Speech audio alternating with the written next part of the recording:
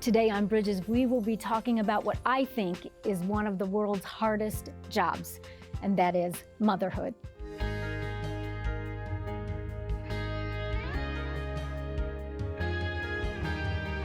Thank you for joining me today on Bridges, where we bring you hope for the journey. I'm Monica Schmelter, and my guest today is a motivational speaker. She's also a wife and a mom, lots of experience with this thing called motherhood. Her name is Tammy Whitehurst. And Tammy, it's so good to have you on Bridges again. It is wonderful to be here again. I always love conversations with you, Monica. Yeah, it's just good to sit down and talk about, the things that really matter to us. Yes. And motherhood is one of those things. But I found it was a lot harder than what I thought it was going to be. Oh my goodness. How about you? You know, I remember when it started. And I have given birth to one child, and then I have 3 others, which are all blessings. But I will tell you that one child that I gave birth to was right at 11 pounds when she was born. Yes. No, I didn't even know that could happen. I know. And so therefore, I should have known from the get-go that motherhood was not going to be easy. 11 pounds? Almost. Just a few ounces short. Yes. It just hurts me even thinking about that. I know.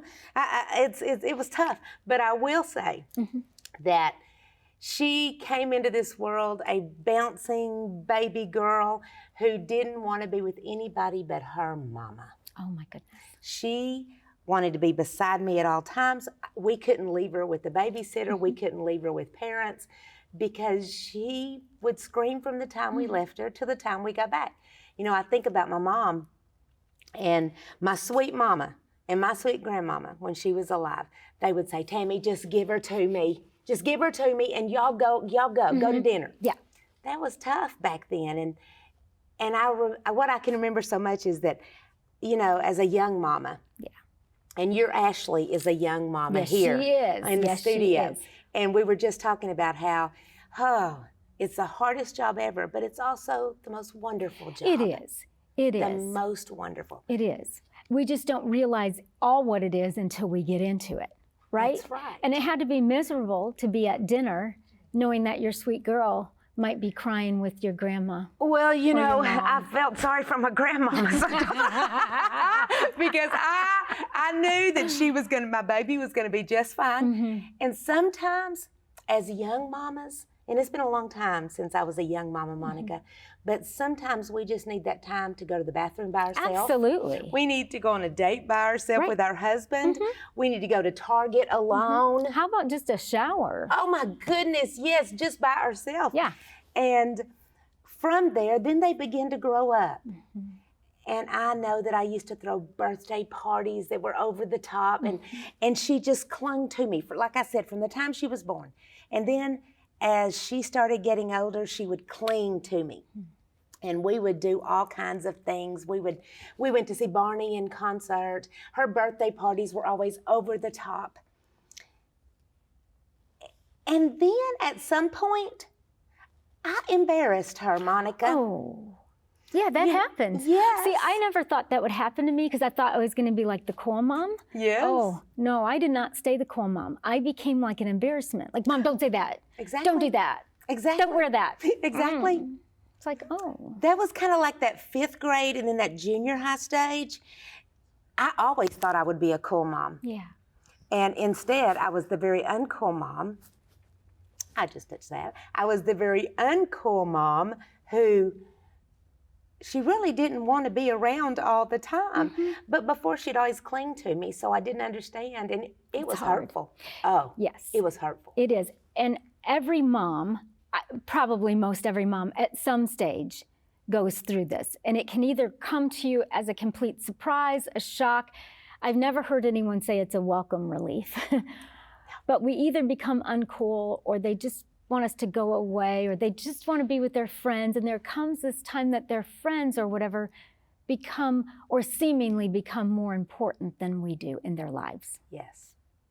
And no matter if you are a mama of a middle schooler, or if you are an empty nest mom, or if you're a mom of people in their middle age, you never want your children not to be around you. Yeah. You never want your children not to want to run to you instead of running from you. Yep. Yep. But in life, if we talk about the nitty-gritty, if we get down where the rubber meets the road, what we find out is that a lot of times in life, I know for me this was true, I wanted my children to be my definition of what success was. Yep. I wanted my children to do everything my way. And I wanted my children to, we raised them in church, we taught them the word, we did all that. But I think sometimes, Monica, I taught my kiddos to be more fearful of the Lord than to love the Lord with all their heart. Yeah. I definitely think that I did that. I didn't do that intentionally. I was well-meaning. Yes, absolutely. But I think that that became a part of the thing, right? And I too, and most parents, if we're honest, we have all of these ideas about what we think success is and how we're not going to be like our parents and we're going to be extra cool and we're going to do this and we're going to do that. And we find out that motherhood and just parenthood, it's rewarding, it's wonderful, it's God's plan, but it is hard, and we can't make them into our image of what success is, or we're going to be miserable and they're going to be miserable. That's right. So there's a lot of tension there of surrendering our children to the Lord and letting what His plan, praying for that plan rather than what we think. Exactly. And the thing with being a mother is that from diapers to dates to depends, it's a quick trip. Let me first say that. But I remember when people would say, savor this moment because it's not going to last forever. They're going to grow up just like that. And there were times, Monica, when I wanted them to grow up just like that. Yes. You wanted that stage to be over. Yes. Yeah. Mm-hmm. And then there were those times that I never wanted to forget. Some I wish I didn't remember. Yep. But so many I never wanted to forget. And now as a grandmother, I realize how quickly that happens. Right. And it doesn't seem like it at the time because it seems like it's going on forever, especially like if it's maybe a toddler phase where they're just into everything and it's hard to keep up with them and somebody tells you to savor the moment and you're thinking, I just need a good night's sleep. Yes. Right? Just a shower would be good. I mean, I love this kid, like all of that, but Absolutely. like I just need a moment. And I'm thankful that people said, savor this moment. Like I say that to young mom Ashley a lot. I'm like, just enjoy baby Charlie. You won't get this time back. And we have another young dad here. They have baby Dominic. And it's just like, just enjoy all of that. Oh, if we could get it back for just a moment. Oh, I would do it in a minute. Me too. I would do it in a minute because as challenging as it is and as hard as it is, it's wonderful. Yes. We learn about unconditional love and we can deal with things that we just, I like a good night's sleep, right? It's not overrated, but I went so many nights without sleep, ear infection, strep throat, this, that, the other thing, right? But I did it out of love. And I enjoyed even those rough moments. I didn't always fully appreciate it, but I was always glad I could be his mom and do that. Right. And then when we fast forward to the teenage years, those were tough years because one of the things that we have to realize is we can't be their friend, we have to be their parent. That's right. And there will be a time when we can be their friend later on. But we have to be the parent, and they don't want rules. They don't want to do it your way. That's right. They want to do it their way. But I'm going to skip back for just a moment because one of the things that I have found as a grandmother is that oftentimes I will tell my daughter-in-laws, and I mean it with every grain of salt in me, I will stop when I see them do something really good, and I will say, you are such a good mama. That's right. I want to validate them because they are such good mamas. And just whenever you're going through that hard phase of toddlers and elementary kids, you really could take a little validation sometimes. Or whenever you're in the store, you're in Walmart, and your child is screaming their head off. Sometimes if we just say something, the child will stop screaming their head off. Or sometimes I'll just look at the little mama and I'll say, everything's going to be okay. Yeah, I do too. I want to take every opportunity to encourage, because I remember what that felt like. Yes. When you are just feel like you're completely out of control. Yes. You've done all the things, right? Nap time happened, this happened, that happened, and now this little person is just expressing his or her little personality and people are not loving it, right? Or at the restaurant, or this mom is she's just trying to get a bite to eat and the kid is all over. I just want to encourage them and let them know it's going to go quick. That's right. You might not love this moment, but you're going to wish you could go back at some point. And I don't know, and she's having a tough time on a plane though. Yeah. I'm in planes a lot. Yeah. And when I see that little mama and that child who is screaming from the beginning to the end of the flight, I find myself oftentimes praying for that mama. I pray for the baby, but I'm also praying for the mama, because that feeling of that flight might be 30 minutes, that flight might be an hour, but to that little mama, it feels like 3 hours of torture. Absolutely. And the thoughts in the mom's head about what other people are thinking and what other people are thinking and what sometimes they say out loud, which is so thoughtless, right? Because anybody that's a parent has probably been in one of those overwhelming, what seems like out of control experience. And boy, the mom could sure use some affirmation and encouragement that she's doing everything right. It's not her fault. This is what having little people is like. That's right. That's right. And whenever they become teenagers and they start to get independent, that's hard as well. Yes, it is. And then when they get married, and there's all those stages and phases in a mama's life, because you know, once a mama, you're always a mama. Absolutely.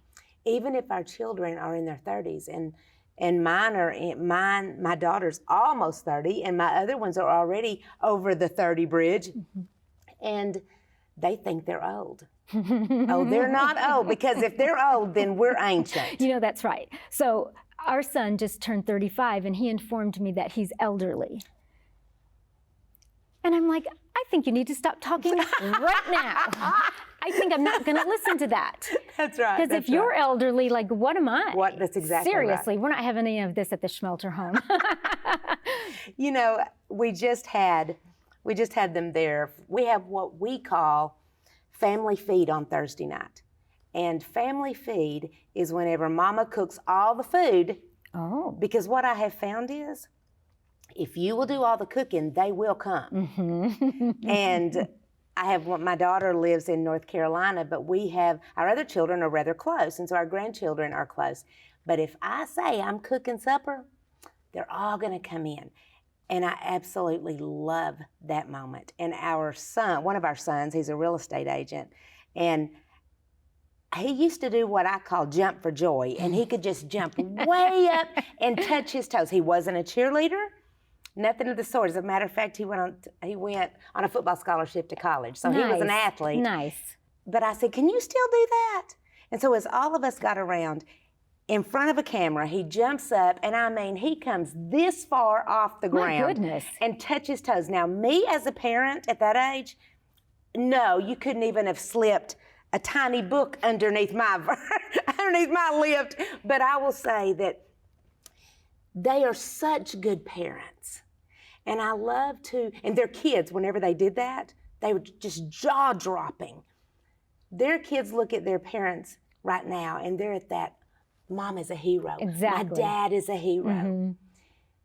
But when there comes that moment where they don't look at us as a hero anymore, I talk to a lot of mamas who are devastated, who are heartbroken, and they ask the Lord, where does my help come from? And you know, in Psalms, he tells us, your help comes from the Lord. That's right. I think whether you're a mama of littles or you're a mama of much older, of grandmothers, okay, that is still rings true. Your help comes from the Lord. And we have to learn that to navigate right through every season of life. We've got to take a break.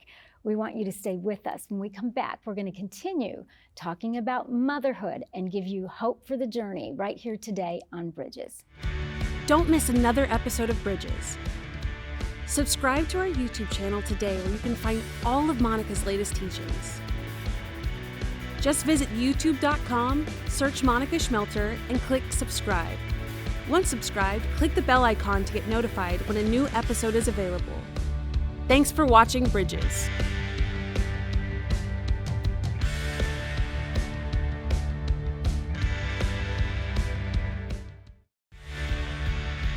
If you want to grow your faith and understand God's Word more fully, then monicaschmelter.com might be just the place for you. You'll find all of Monica's teachings on demand, complete with online extras.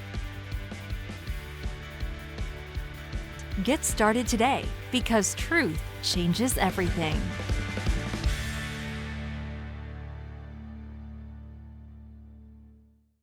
Motherhood is so rewarding, and yet it can also be challenging inside and outside of every single season. And Tammy, I'm so glad that you traveled all the way from Texas today to help us talk about motherhood. I think what I wrongfully thought, right, is you have a baby and then they grow up and then like the job is done. And then I found out like you're just really always a mom through every season. And I think that we are. We just change roles of the mom. Whenever our children are grown, there's times when they don't run to us anymore. And there's even moments when they run from us, you know? But they don't run to us, and we wish they would. However, you know, nobody wants to be married to a mama's boy. Right, right. You know, as crazy as that sounds, we heard that always. We want them to love their mama, but we want our child, our sons, to go to their wives, not to us first, but to go to their wives, and to be the kind of leaders that love the Lord with all their heart. That is one of the things whenever I was raising my children, I wanted them to be the kind of leaders that in their family, they loved the Lord with all their heart. And there were times when they ran from those things. And I think part of it is because I was a control freak.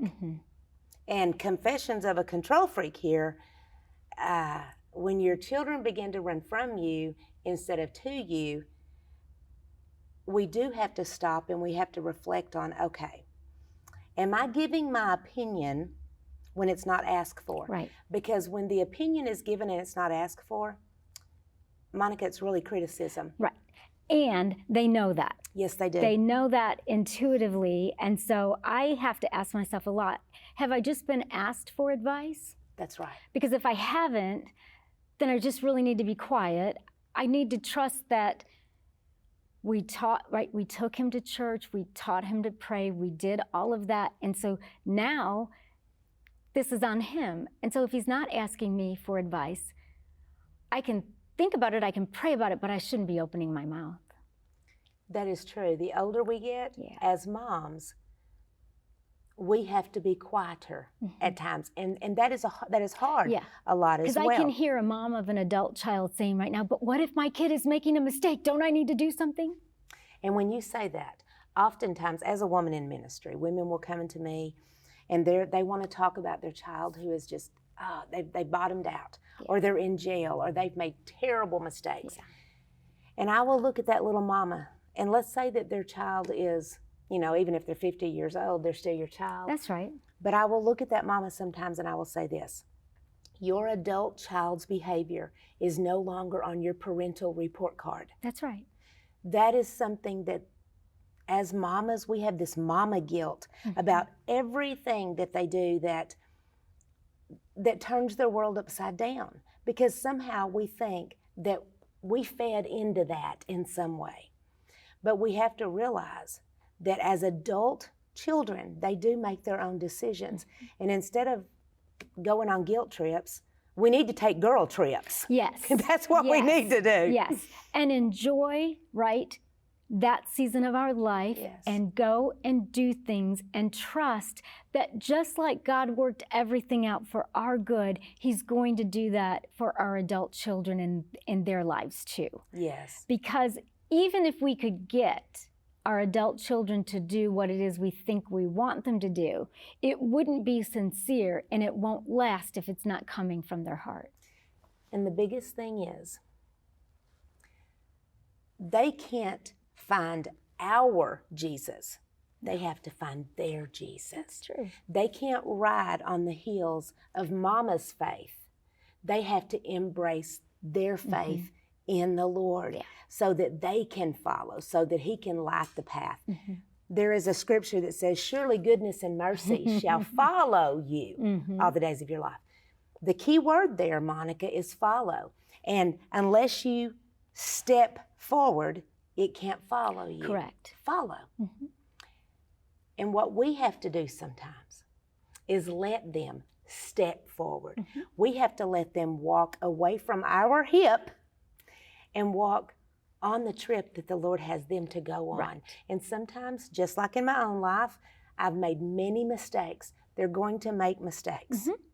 But for every mess that they make, there's a Messiah that will help them get through it. And I love that.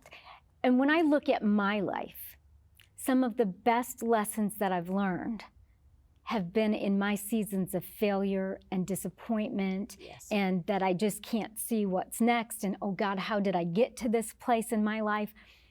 But those are the moments that I've leaned in. Sometimes I haven't always, like it's taken me a while to get there, right?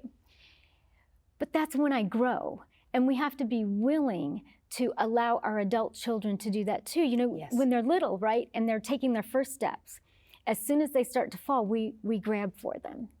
And especially if we see that they're going to get hurt, that's the right thing to do. But when they're adults and young adults, we have to be much more intentional about letting them be and letting them seek God on their own. Yes. We become more of an example. We become more of a person that they look to whenever they absolutely know that we're not going to put what they're doing down, that we're not going to criticize, but instead we're going to help. Right. And that is what I've had to learn. Yeah, because things like, are you sure you're really ready to do that? Do you really, is it time really to leave that job? The looks we get on our faces, all of those, that's all communication. And we can really destroy their confidence and their spirit. And I know the fear is, oh my goodness, they're gonna make a mistake, but like I've made tons of them. Me too. Most of us have. Yes. And you know, one of the things that I love to hear, and both of my parents are still alive, but I love to hear I love you. Now, I grew up as a child who heard both of my parents say I love you. But I love when my parent looks at me and says, I am so proud of you. Do we tell our children that we're proud of them? Do they know that we love them? Do we say that we love them? I was talking to my daughter whenever I was traveling this way yesterday, and she was telling me all about her Christmas tree and her house and all the things that they're going to do. I loved listening to her life. Yeah. And that's so much a part of it is listening. Yes. To not always be talking, but to listen and to find out what is important to our adult children. Yes. And come alongside of that and try, instead of trying to steer them to what we think is important. It's a hard road no matter how you navigate it. So hard. Because motherhood is tough. It's rewarding, it's tough, it's all of those things. But if we'll listen, we can learn things about our adult children, you know, how God wired them, what they're good at, what they want, what they're passionate about. And, you know, even if it's a situation where somebody has landed in jail or prison, God can still restore. And when you say prison, because there's a lot of mamas with children behind bars. Oh, yeah. No child is so bad that they can't have Jesus. That's right. And no child is so good that they don't need him. That's right. That's right. And we, you know, we kind of have, you mentioned report card, your parental report card. And I think sometimes we can do that in the church. Like, those are the good parents, this and that. And we really have to be brave enough to let that go, because kids, our adult children and young children, it's not cookie cutter motherhood. No. It's not a formula. Every kid is different. And we have to pray and listen and steer and guide until they're adults, and then we listen and we pray, but we can't We can't enforce consequences or That's right. right, or criticize. It's important to make that transition. Yes. And I did a lot of things wrong. Sometimes I thought I was smooth sailing and I was doing a great job. And then other times I knew that I had messed up big. And I was far from a perfect parent, but I will tell you, I wish that we could have some type of training program before it ever happens. But that is our one shot at parenthood. And for most of us, we are doing the very best we can. And to find out later on that what we thought was the very best sometimes was not. Yeah. It's a hard thing to swallow. It is. But if we won't get prideful about it, we will find that we will become ever closer to our children. That's right. Because it takes great bravery to say, I really thought that was the right thing at the time. Yes. I realize now that was ridiculous. So sorry. Then you can move on. That's right. You don't have to keep adjusting, and we just accept that we did the best we could. We are out of time, but I want to thank you so much, Tammy, for coming out today and talking about this tough job of motherhood. Thank you so much. Stay tuned. Monica will be right back. Don't give in. God's word says you're an overcomer. It takes training. It takes discipline. And so when you're fighting that good fight of the faith, you take your story, whatever it is, and you saturate it in faith, and you fight for it. Visit MonicaSchmelter.com to schedule Monica to speak at your next event. Join the Bridges community on Facebook. Visit Facebook and search for Bridges with Monica. We would love to connect with you. If you want to grow your faith and understand God's Word more fully, then MonicaSchmelter.com might be just the place for you. You'll find all of Monica's teachings on demand, complete with online extras. Get started today, because truth changes everything. So today's Hope for the Journey, we talked about motherhood. And motherhood is wonderful. It's rewarding. It can also be challenging. We can also spend a lot of times second guessing ourselves. Was that right? Should I have done this? Should I have done that? But here's the thing with motherhood. We can invite God into our lives and do the best that we can with our children to raise them according to God's word. And then when they are adults, to continue to pray for them, to love them, and to be supportive. And one thing that we can all hang on to is that no one is a perfect parent. We've all made mistakes, and we're still going to make mistakes, even giving it the very, very best that we can. But in the middle of those mistakes and failures, when we will just be honest before God and before our children, there can be forgiveness, there can be healing, and never forget that God can make up for any and all deficiencies that any one of us might have about being a mother or just even being a parent. I'm out of time for today. We've got to go. I'll see you next time right here on Bridges.